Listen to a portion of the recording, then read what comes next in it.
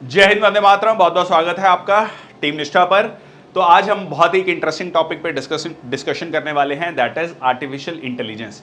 देखिए, artificial intelligence के बारे में जब हम बात करते हैं तो रिसेंटली हम देखते हैं कि बहुत बड़ी टेक कंपनीज, वो बेशक अमेजन हो, फ्लिपकार्ट हो, गूगल हो, मेटा हो, उसके अलावा आपका एप्पल हो, उन्होंने बड़े लेवल पर ले ऑफ्स किए हैं।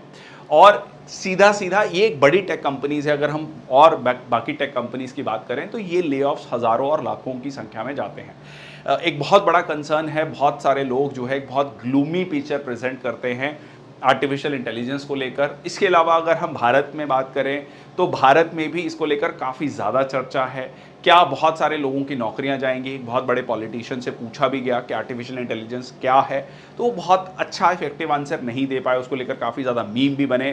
तो आज के सेशन में हम ये समझने वाले हैं कि आर्टिफिशियल इंटेलिजेंस आखिरकार है क्या, सिंपलेस्ट टर्म्स में, बहुत सिंपल भाषा में। और दूसरा जो है, हम यहाँ पर प्रॉज एंड कॉन्स डिस्कस करेंगे। क्या इसके फायदे हैं आर्टिफिशियल इंटेलिजेंस के? बहुत सारे लोगों को लगता है आर्टिफिशियल इंटेलिजेंस जो है रोबोटिक्स है। जी नहीं, that is a very small part of it. तो वो समझेंगे इसके प्रॉज एंड कॉन्स क्या हैं और क्या फ्यूचर हो सकता है आर्टिफिशियल इंटेलिजेंस को लेकर। तो शुरुआत करते हैं इस वीडियो की। स्वागत है आपका टीम निष्ठा पर। देखिए, सबसे पहले बात कर लेते हैं आर्टिफिशियल इंटेलिजेंस का मतलब क्या है। देखिए, अगर मैं एक ह्यूमन बीइंग को और एक कंप्यूटर को कंपेयर करें तो ह्यूमन बीइंग में क्या क्या चीजें हैं जो अलग उसको बनाती हैं? उसकी इंटेलिजेंस पावर। इंटेलिजेंस का मतलब सबसे पहले एक्सपीरियंस। ठीक है, आप कहते हैं कि ये डॉक्टर, ये वकील, ये चार्टर्ड अकाउंटेंट, ये लॉयर एक्सपीरियंस्ड है। ठीक है, समय के साथ साथ जो है इन्होंने बहुत सारी चीजें सीखी हैं। दूसरी चीज आप कह सकते हैं कि बहुत सारे पैटर्न्स को समझना, कनेक्टिंग द डॉट्स, बहुत सारी चीजों को कोरिलेट करना और उसके बेसिस पे डिसीजन ले पाना, ये खास बनाता है ह्यूमन बींग्स को, डिफरेंट बनाता है कंप्यूटर से। कंप्यूटर में एक पर्टिकुलर सॉफ्टवेयर है, उसके अकॉर्डिंगली वो आपको कैलकुलेशन करके देगा, उसके अकॉर्डिंगली आपको एक रिजल्ट देगा। खुद से वो अपनी डिसीजन मेकिंग नहीं कर सकता। एग्जैक्टली यहां पर आर्टिफिशियल इंटेलिजेंस आता है। यही जो गैप है कंप्यूटर्स और ह्यूमन बींग्स में, इसको ब्रिज करने की कोशिश करता है। वो अपनी इंटेलिजेंस डेवलप करता है with the time, with the experience, connecting the dots, connecting the patterns, और उसके बेसिस पे आपको एक डिसीजन मेकिंग करके देता है। तो ये कहलाता है आपका आर्टिफिशियल इंटेलिजेंस। एक छोटा सा और एग्जांपल से समझते हैं। देखिए, जनरली जब हम सर्च करते हैं किसी चीज को गूगल पे या अदर किसी सर्च प्लेटफॉर्म पे, तो उसमें बहुत ज्यादा वेबसाइट्स आ जाती हैं कि ये वेबसाइट्स हैं जिनमें आपको इंफॉर्मेशन देगा।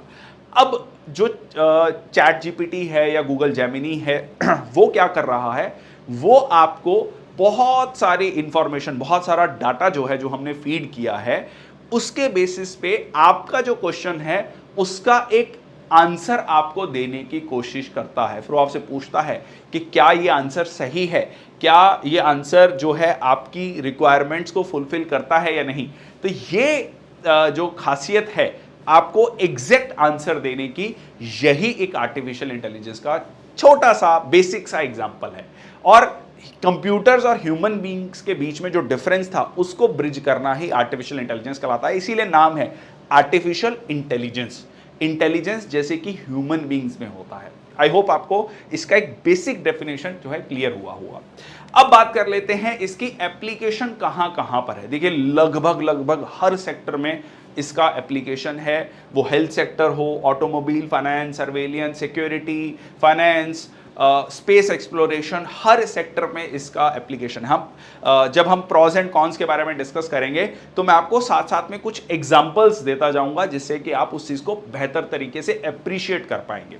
चलिए, तो सबसे पहले देखते हैं प्रॉस क्या है, फायदे क्या है। मतलब आर्टिफिशियल इंटेलिजेंस, बहुत लोग कह रहे हैं जी बहुत ये फ्यूचर का एक बहुत बड़ा एसेट हो सकता है। कैसे ये एसेट हो सकता है, ये कुछ पॉइंट्स के थ्रू हम समझने की कोशिश करते हैं। पर्सनलाइजेशन। देखिए, आपने देखा होगा इस चीज़ को फील किया होगा कि आप YouTube पर अगर आप एक वीडियो देखते हैं, मान लीजिए आप टीम निष्ठा चैनल की ही वीडियो को देखते हैं, तो आपको बहुत रेगुलरली टीम निष्ठा की वीडियोस दिखाएगा। जैसे जैसे ये वीडियोस आएंगी, आपको जो है वो वीडियोस दिखाना शुरू करेगा। मान लीजिए आपने कोई पर्टिकुलर रील्स देख रहे हैं, शॉर्ट्स को देख रहे हैं, आपने पर्टिकुलर एक रील को शेयर किया या उस रील को पूरा देखा, तो उसी तरीके का कंटेंट आपको दिखाना शुरू कर देगा। तो ये आपको एक पर्सनलाइज्ड कंटेंट दिखाता है, ठीक है। मान लीजिए एक बच्चा है जिसको बहुत ज़्यादा न्यूज़ में शौक नहीं है, तो उसको उस तरीके का कंटेंट नहीं दिखाएगा। उसको गेम्स का, उसको और सारी चीज़ों का शौक है, तो उसी तरीके का कंटेंट आएगा। सिमिलरली एक महिला है जिनको कुकिंग का बहुत शौक है, होम मैनेज कैसे करना है उस तरीके का शौक है, तो उनको उस तरीके की वीडियोस दिखाएगा। एक छोटा सा एग्जाम्पल है पर्सनलाइजेशन का। तो ये कहा भी जाता है कि आपके बारे में आपका मोबाइल जो है ज़्यादा जानता है, ठीक है। आप किसी का मोबाइल लेकर आप एक बहुत फेयर आइडिया लगा सकते हैं कि उसकी ओवरऑल पर्सनैलिटी किस तरीके की है। आप उसका यूट्यूब देख लें और उसका इंस्टाग्राम का रील्स देख लें, यूट्यूब शॉर्ट्स देख लें, तो आपको बहुत फेयर सा आइडिया हो जाएगा कि what kind of a content, what kind of political leaning that person has, ठीक है। तो ये क्या है? पर्सनलाइजेशन है। नेक्स्ट आता है मेडिकल अवेयरनेस। इसका भी हम बहुत विजिबल एक मैनिफेस्टेशन ऑलरेडी देख रहे हैं। आप कहते हैं कि जी मेरे इतने स्टेप्स हो गए हैं, ठीक है, मेरी पल्स रेट ये है। आपको आपका स्लीप पैटर्न तक बताता है कि आप रात में इतने घंटे जो है डीप स्लीप आपको मिली, इतना जो है आपका जो है आई मूवमेंट बहुत ज़्यादा था, एवरीथिंग दिल टेल यू, ठीक है। पल्स ऑक्सीमीटर है, आपका पल्स जो है वहाँ से सीधा सीधा बता रहा है। So this is the application of artificial intelligence. तो मेडिकल अवेयरनेस बड़ी है, आपको तुरंत पता लग जाएगा कि मेरे आज इतने स्टेप्स हो गए, मेरी हार्ट बीट सही है या नहीं, ठीक है। अभी रिसेंटली एक ऐसा केस भी आया कि एक व्यक्ति की सीधा सीधा इसी वजह से जान बची, जब उसने देखा कि उसका पल्स रेट काफ़ी ज़्यादा जा रहा है। He immediately went to the hospital and timely वो बच पाया। डॉक्टर्स ने कहा कि अगर आप थोड़ा सा और डिले करते तो शायद आपकी जान जा सकती है। तो कहीं ना कहीं मेडिकल अवेयरनेस जो है इससे बढ़ी है। ये है इसका एक और फायदा। सेफ्टी, देखो सेफ्टी को समझने के लिए आप ऐसे समझो, जनरली एक टर्म कही जाती थी कि मैन बिहाइंड द मशीन, कि there should always be a man behind the machine. मान लीजिए कहीं पर किसी इंपॉर्टेंट जगह पर सीसीटीवी कैमरास लगे हैं, तो उस सीसीटीवी कैमरास को देखने के लिए कि कोई सस्पिशियस एक्टिविटी नहीं है, कौन आ रहा है कौन जा रहा है, तो एक व्यक्ति जो है पीछे बैठा होना चाहिए, उन सीसीटीवी कैमरा में सारी चीज़ें देखना चाहिए। बट अब जो है वो अपने आप एक मोनोटोनस काम है। हो सकता है कि ह्यूमन एरर हो, कोई चीज़ जो है ओवरलुक हो जाए, या हो सकता है कि वो व्यक्ति सो जाए, नींद आ जाए, कुछ भी कारण हो सकता है जो ह्यूमन एरर्स हैं, जो पॉसिबल ह्यूमन एरर्स हैं। बट यहीं पर आपका आर्टिफिशियल इंटेलिजेंस आता है। मान लीजिए वो सारे के सारे पैटर्न्स को रिकॉग्नाइज करता है, और जैसे ही कोई सस्पिशियस एक्टिविटी होती है तो वो तुरंत जो है आपको अलर्ट कर देगा, आप उस पर्टिकुलर चीज़ को बचा सकते हैं।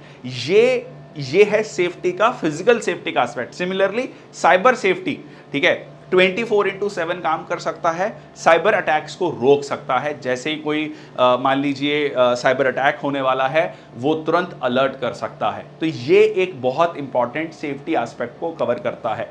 नेक्स्ट आता है लैंग्वेज ट्रांसलेशन। बहुत सिंपल सा, जैसा कि आज हम देखते हैं कि स्पीच टू टेक्स्ट, आप तुरंत किसी चीज़ को बोलते हैं, वो तुरंत टाइप हो जाता है। किसी लैंग्वेज में ट्रांसलेट करना है, ठीक है, बोल के ट्रांसलेट करना है। कई बात हम कहते हैं कि जी मान लीजिए आपको जापान के लोगों से मिलना है, कोरिया, फ्रेंच के लोगों से मिलना है, आपको वो भाषा नहीं आती, बट आप उस ट्रांसलेशन को यूज़ कर सकते हैं। ये ऐसा हमने G20 जो हुआ था उसमें भी इस चीज़ को यूज़ किया, ठीक है।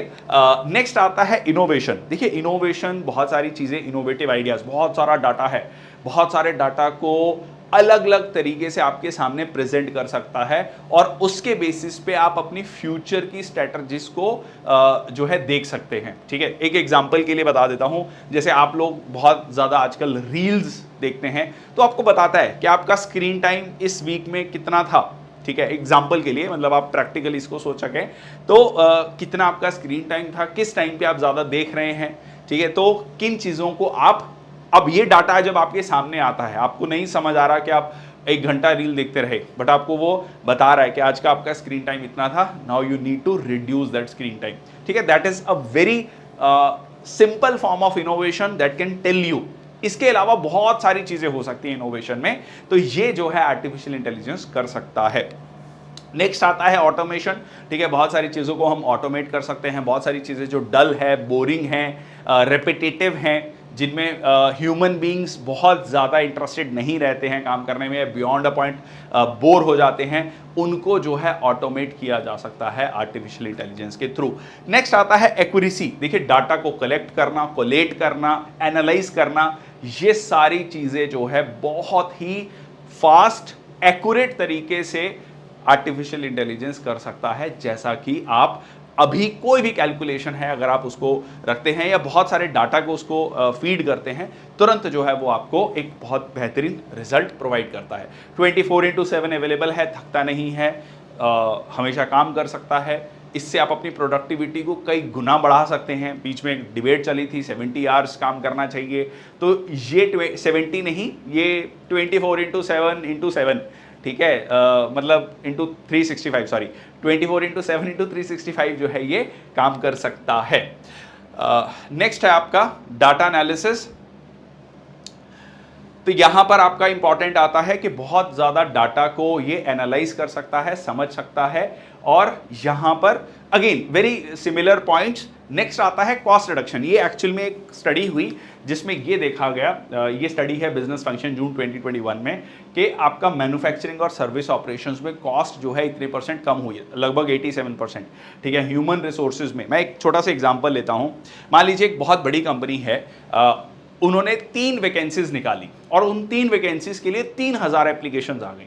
Now they want to take the interview of से 30 पीपल। ठीक है, उसमें से जो बेस्ट 30 हैं उनको लेना चाहते हैं। It would be very tough. तो आपको 3000 रिज्यूमेस को पढ़ना है, समझना है, शॉर्टलिस्ट करना है। ठीक है, तो ये सारी चीज़ें जो हैं आर्टिफिशियल इंटेलिजेंस, जो कि बहुत मुश्किल काम है, जिसको काफ़ी समय लग सकता है, बहुत जल्दी आपको आपकी जॉब रिक्वायरमेंट्स के अकॉर्डिंग जो है 30 जॉब प्रोफाइल्स को या 30 रिज्यूमेस को शॉर्टलिस्ट कर सकता है। ठीक है, तो यहां पर आपका जो है बहुत सारा समय ह्यूमन रिसोर्स में बच सकता है। मार्केटिंग एंड सेल्स, अगेन आपको बहुत ज़्यादा आपका डाटा पता है कि आपका जो कस्टमर है, आपका जो क्लाइंट है, वो किस समय पर एक्टिव होता है, किस किस किस जगह पर वो रह रहा है, कैसे आप अपनी मार्केटिंग स्ट्रेटजीज को प्लान कर सकते हैं। ठीक है, similarly risk and supply chain, product development, ये सारी चीज़ों में कॉस्ट जो है काफ़ी कम हुई है। ये है इसके प्रॉस। अब बात कर लेते हैं कॉन्स, जिसको लेकर ज्यादा चर्चा रहती है, जिसको लेकर ज्यादा डर है। तो इसको एक एक चीज डिस्कस करते हैं। सबसे इंपॉर्टेंट चीज है, यहां पर आप देख सकते हैं, ये ह्यूमन बींग्स को रिप्लेस कर देगा, जॉब डिस्प्लेसमेंट। इसको एक और डाटा से समझते हैं। देखिए, ऑलरेडी जो है जो दुनिया की पॉपुलेशन है वो 800 करोड़ जो है क्रॉस कर चुकी है। 1800 में ये दुनिया की पॉपुलेशन लगभग 100 करोड़ थी।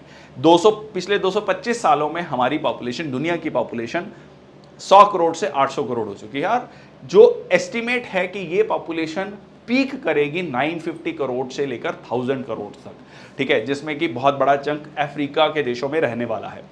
अब 2 चीजें हैं, जो माल्थूस की थ्योरी है वो कहीं ना कहीं सच साबित होती हुई नजर आ रही है। माल्थूस ने बेसिकली ये कहा था कि दुनिया में जैसे जैसे टेक्नोलॉजी बढ़ रही है, तो उससे हो क्या रहा है, हेल्थ फैसिलिटीज, बहुत सारी चीज़ें इंप्रूव हो रही हैं, तो ह्यूमन पॉपुलेशन ज्योमेट्रिकल प्रोग्रेशन से बढ़ रही है, वेयर एज जो हमारी फूड प्रोडक्शन है, बाकी चीज़ें हैं, वो अरिथमेटिक प्रोग्रेशन से बढ़ रही हैं। तो उसके बीच में एक बहुत बड़ा मिसमैच आ गया है। जो जॉब्स हैं, तो ये एक बहुत बड़ा खतरा है। एक तरफ हम कह रहे हैं 1000 करोड़ की पॉपुलेशन हो सकती है, एक तरफ बहुत लोगों की नौकरियां जा रही हैं। तो ये जो मिसमैच है, जो एक्चुअली जॉब्स हैं और जितनी पॉपुलेशन है, उनके लिए अगर ऐसा होगा फ्यूचर में, तो ये सीधा सीधा सिविल वॉर की कंडीशंस को, perfect conditions for the civil war. तो ऐसा ही एग्जैक्टली माल्थूस ने लगभग 200 साल पहले ये भविष्यवाणी की थी कि ये फ्यूचर में ऐसा होगा। इस तरीके की टेक्नोलॉजीज जब डेवलप होंगी तो ये चीज़ें आपको देखने को मिलेंगी। वही कहीं ना कहीं सच साबित होती हुई नजर आ रही हैं, और उसका ऑलरेडी जो कन्फ्लिक्ट का कारण है वो ऑलरेडी पिछले 2 सालों से आप देख रहे हैं। रशिया यूक्रेन वॉर हो, Israel Hamas, Israel Iran, China Taiwan issue, ये सारी चीज़ें जो हैं लगातार बढ़ती जा रही हैं। तो सबसे बड़ा खतरा जो है आर्टिफिशियल इंटेलिजेंस का, जॉब्स जो है डिस्प्लेसमेंट कहा जाता है। नेक्स्ट आता है बायसनेस। देखिए अल्टीमेटली जो भी डाटा आपको देगा, ठीक है, एनालाइज करके डाटा देगा, वो जो डाटा ह्यूमन बींग्स ने फीड किया है उसके अकॉर्डिंग वो डाटा देगा।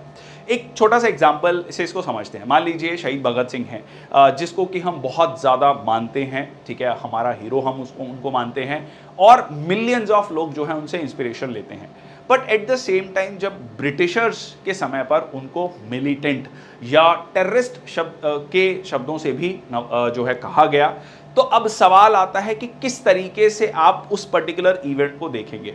इसका एक और एग्जांपल है, रिसेंटली गूगल जेमिनी ने बहुत सारा डाटा विड्रॉ किया, क्योंकि उन पर यह आरोप लगा कि आपका जो डाटा है वो जो है गलत चीजें प्रेजेंट कर रहा है, गलत लाइट में, गलत तरीके से इंटरप्रेट कर रहा है।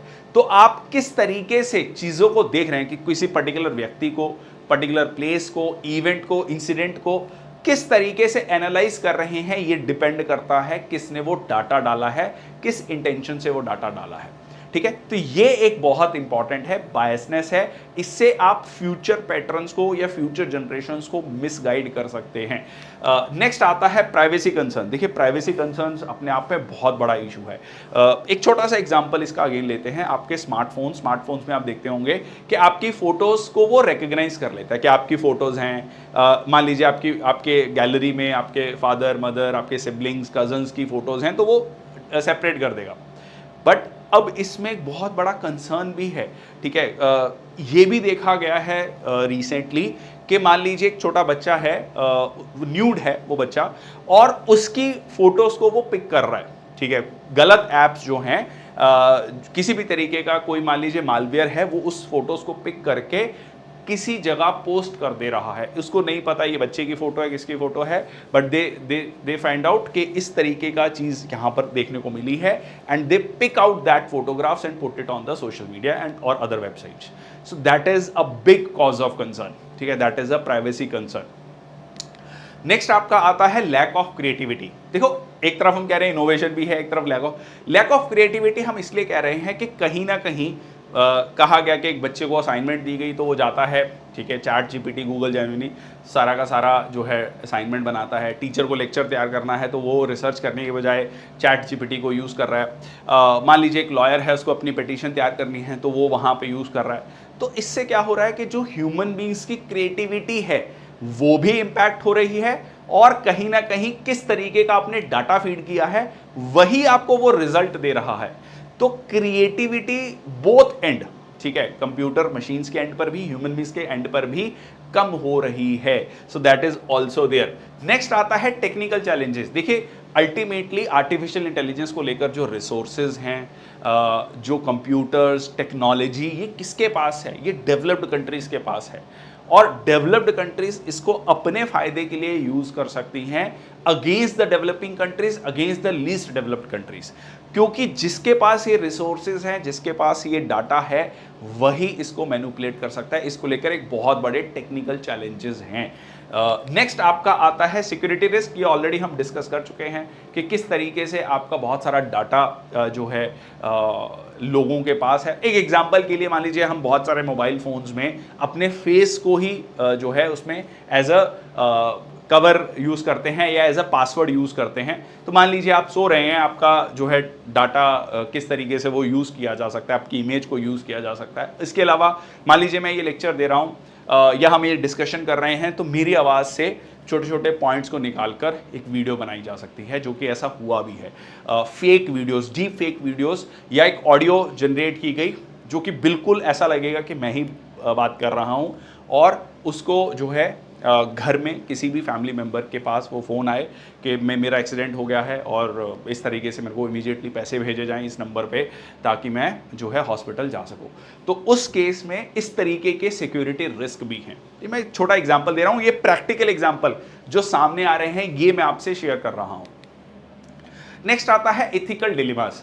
देखिए बहुत इंपॉर्टेंट है इथिकल डिलेमास। मान लीजिए जैसे मैंने अब आपको कंसर्न्स बताए, आर्टिफिशियल इंटेलिजेंस की वजह से मान लीजिए किसी व्यक्ति की जान चली जाती है या किसी व्यक्ति को बहुत बड़ा फाइनेंशियल लॉस होता है, सवाल आता है कि कौन जिम्मेदार है उसको लेकर, ठीक है। इथिकल डिलेमास हैं, होना चाहिए नहीं होना चाहिए। तो ये एक बहुत बड़ा कंसर्न है। डीप फेक वीडियोस बन रही हैं, इससे उस व्यक्ति का जो कह लीजिए डेफॉर्मेशन है। बहुत बड़े फिल्म स्टार्स की बहुत सारी डीप फेक वीडियोस आई। अब ये वो पब्लिकली आके बता सकते हैं कि ये गलत है, ये हमारी वीडियोस नहीं है, बट एक छोटे शहर में, गांव में, कस्बे में एक महिला, एक बच्ची, उसका इस तरीके का वीडियो जो है बहुत घातक हो सकता है। सो ये एक बहुत बड़े जो है सिक्योरिटी रिस्क है, बहुत बड़ा एथिकल डिलेमा है। नेक्स्ट आता है dependence on data again. So it is heavily dependent on data that feeds it. कौन फीड कर रहा है, किस इंटेंशन से फीड कर रहा है, ठीक है, किस सोच से फीड कर रहा है। तो ये सारी चीजें जो है बहुत इंपॉर्टेंट है, डाटा पर बहुत ज्यादा हेविली डिपेंडेंट है। ट्रांसपेरेंसी एंड एक्सप्लेनेबिलिटी, तो ट्रांसपेरेंट नहीं है कौन कहाँ से ये डाटा आया है। इसके अलावा अगर हम बात करें, बहुत बार हमने देखा है कि जब आप उससे पूछते हैं, मान लीजिए आर्टिफिशियल इंटेलिजेंस के जो चैट बॉट्स हैं या जैसे चैट जीपीटी है, गूगल जेमिनी है, तो उससे जब आप चीज़ पूछते हैं तो वो आपको आंसर नहीं करता है। लाइक यहाँ पर एक दिया गया है, I am sorry I prefer not to continue with this conversation, कि मैं इस कन्वर्सेशन को कंटिन्यू नहीं करना चाहता। तो इस चीज़ को लेकर कौन करेगा। मान लीजिए एक व्यक्ति है, तो वो जो ह्यूमन बींग्स कर सकते हैं किसी भी तरीके का जो आंसर है, वो यहाँ पर एक बहुत बड़ा चैलेंज है। नेक्स्ट आता है रेगुलेटरी चैलेंज। कौन व्यक्ति किस देश में बैठकर किस तरीके का वीडियो, डीप फेक वीडियो बना रहा है, ये नहीं पता। किस तरीके का साइबर फ्रॉड कर रहा है, नहीं पता।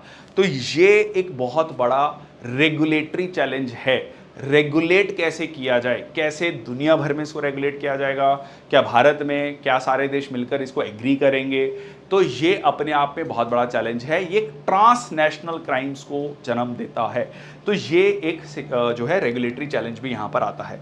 अब इसको कंक्लूड अगर हम करें तो हम ये कह सकते हैं कि इसके बहुत सारे बेनिफिट्स हैं। एक्यूरेसी है, इनोवेशन है, अवेलेबिलिटी है, हर व्यक्ति के पास ये अवेलेबल है। इससे बहुत डेमोक्रेटाइजेशन ऑफ नॉलेज हुआ है, डेमोक्रेटाइजेशन ऑफ इंफॉर्मेशन हुआ है। प्लेंटी ऑफ डिसएडवांटेजेस जैसे कि ethical dilemma, job displacement, deep fake misuse, ये इसके डिसएडवांटेजेस हैं। अब आगे के लिए क्या हो सकता है। देखिए, फ्यूचर ऑफ एआई जो है, सबसे इंपॉर्टेंट तो ये है कि यहाँ पर रेगुलेटरी चैलेंजेस को इंश्योर करना होगा पूरी दुनिया में, यूनाइटेड नेशंस पे, ग्लोबल लेवल पर। जब हम क्लाइमेट चेंज की बात कर रहे हैं, जब हम एनर्जी रिसोर्सेज की बात कर रहे हैं, हम सिक्योरिटी थ्रेट्स की बात कर रहे हैं, पीस की बात कर रहे हैं, यहीं पर आर्टिफिशियल इंटेलिजेंस और रोबोटिक्स की बात करनी होगी। दो रिसेंटली उसको लेकर एक इंटरनेशनल कन्वेंशन हुई, बट ये चीज़ इमीडिएट जो है इस पर एक रेगुलेशन लाना होगा, ताकि आर्टिफिशियल इंटेलिजेंस के जो हमने बहुत सारे फायदे देखे, उन फायदों को टैप किया जा सके, बट इसके जो नुकसान हैं वो लोगों तक ना पहुंचे, या उनको मिनिमाइज कैसे किया जा सकता है। ठीक है, सो हेल्थ केयर में, autonomous vehicles, security defence, manufacturing, education, banking, finance, हर जगह इसके बहुत ज़्यादा बेनिफिट्स हैं। तो उन बेनिफिट्स को टैप किया जा सकता है to make people's lives easier. क्योंकि लाइक जब कंप्यूटर्स आए थे तब भी काफ़ी ज़्यादा विरोध हुआ था उसका। ये कहा गया कि एक कंप्यूटर 10 लोगों की नौकरियां खा जाएगा, और जो है इस तरीके से डर हुआ कि भाई सारी चीज़ें, वर्कफोर्स खत्म हो जाएगी, बट ऐसा नहीं हुआ। It created lot of new jobs, it created lot of new revolutions. आप आज कह सकते हैं कि आज हम यूपीआई यूज़ करते हैं, बहुत सारी चीज़ें यूज़ करते हैं, बहुत सारी चीज़ें ऑनलाइन सर्विसेज को यूज़ करते हैं, तो that is because of introduction of computers. So that has made millions, billions of lives easier in this world, but that is the positive development of the computers and the technology. Similar is the way for the artificial intelligence. तो ये था आज का video. कैसा लगा ज़रूर बताइएगा comment section box में। इसके अलावा आपको क्या लगता है, कौन से पॉइंट्स हैं, कौन से कंसर्न्स हैं, क्या इसके पॉजिटिव्स हैं, इसके अलावा जो हमने डिस्कस किया, ज़रूर कमेंट सेक्शन बॉक्स में लिखिएगा। Thank you so much. अगर अच्छा लगा video, please do share with other students also, other friends also, that they should also get to know what is the meaning of artificial intelligence and what are the pros and cons of it. Thank you so much. Take care.